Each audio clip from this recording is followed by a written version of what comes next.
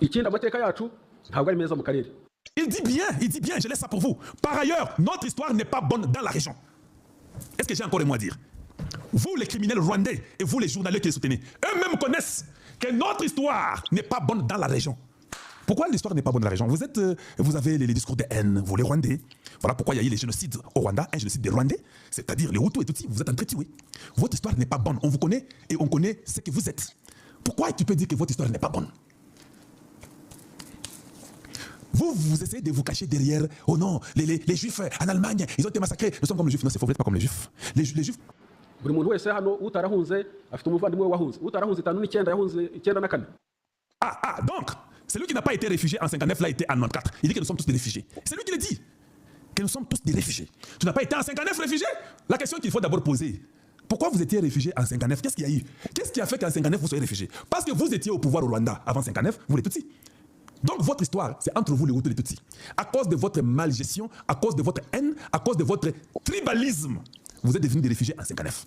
Je ne parlerai pas de transplantation, des Belges de vous prendre pour vous amener dans les Katanga, dans les Maniema et tout ça dans les provinces orientales. Ça, je ne parlerai pas de ça aujourd'hui. Ici, je parle seulement de vous-même. Vous dites que non, notre histoire là, vous êtes des réfugiés. Ou bien 59, Toki Makambokoyo, qu'on avait mal géré. Les Hutus se sont fâchés parce qu'on avait très mal géré. Et nous avons fui, nous étions réfugiés. En 94, nous connaissons l'histoire. Vous étiez les initiateurs d'un génocide au Rwanda en tuant les présidents du Burundi et du Rwanda. Toujours vous. Akarere twarakayogoje twagateye akajagari.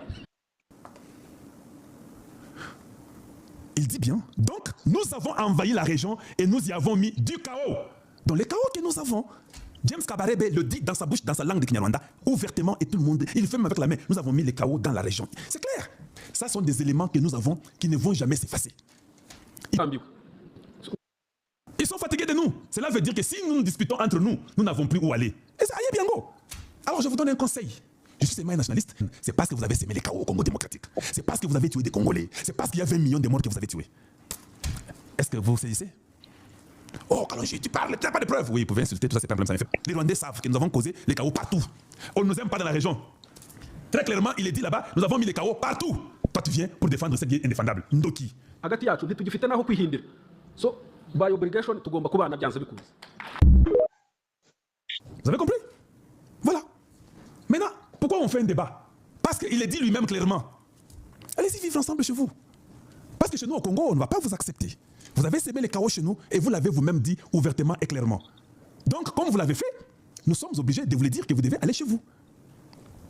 Il y a une autre petite, là, bon, une petite, certainement que c'est une petite prostituée, celle-ci, qui raconte des bêtises inutiles et ne sait même pas quoi dire.